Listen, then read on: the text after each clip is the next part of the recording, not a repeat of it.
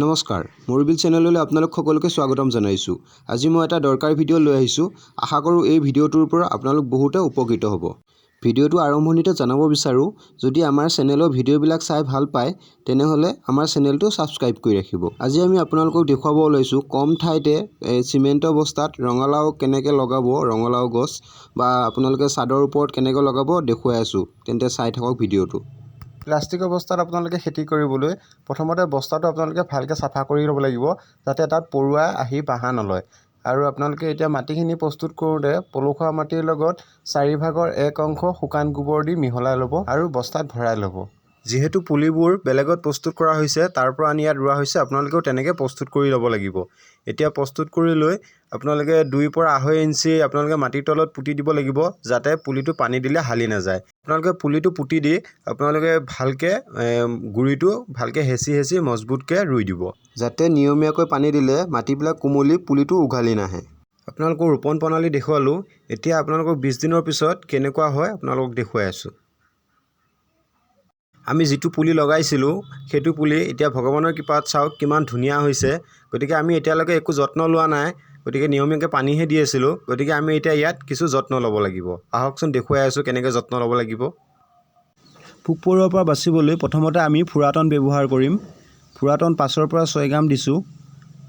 ইয়াৰ পৰিৱৰ্তে আপোনালোকে ফুটছাই ব্যৱহাৰ কৰিব পাৰে। ফুৰাটন দিয়াৰ পিছত এতিয়া আমি দিম ইউৰিয়া সাৰ। ইউৰিয়া সাৰ 6 পৰা 7 গ্ৰাম দিম। এই ইউৰিয়া সাৰ আপুনি গছৰ গুৰিত দিব নোৱাৰিব, গছৰ পৰা যিমান পাৰে দূৰত দিব লাগিব। চাওক কেনেকৈ দূৰত দি দিছোঁ। গতিকে গছৰ গুৰিত দিলে কিন্তু গছডাল মৰি যাব।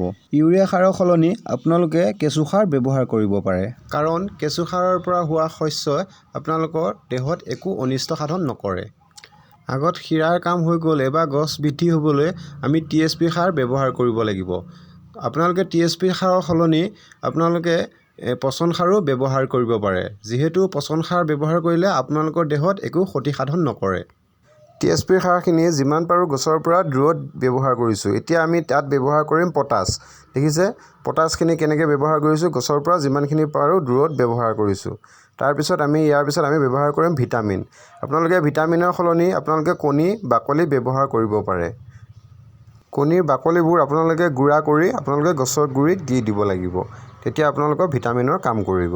তেতিয়া ভাল ফল পাবলৈ আপোনালোকে সক্ষম হ'ব।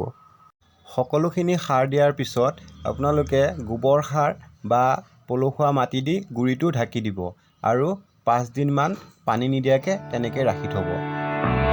তাৰপিছত আপোনালোকে 3-4 দিন মূৰে মূৰে পানী দিবলৈ আৰম্ভ কৰিব। এতিয়া চাওক আমাৰ প্ৰায় 30-35 দিন পাৰ হ'ল। এতিয়া কিমান ধুনীয়াকৈ ফুলবোৰ ফুলিছে মই দেখুৱাই আছোঁ চাওক। গতিকে আপোনালোকে ইচ্ছা কৰিলে আপোনালোকে এনেকৈ প্লাষ্টিকৰ বস্তাত ৰঙালাও পুলি ৰুই আপোনালোকে ঘৰৰ ছাইডত বা আপোনালোকে ছাদৰ ওপৰত আপোনালোকে এনেকৈ খেতি কৰিব পাৰিব।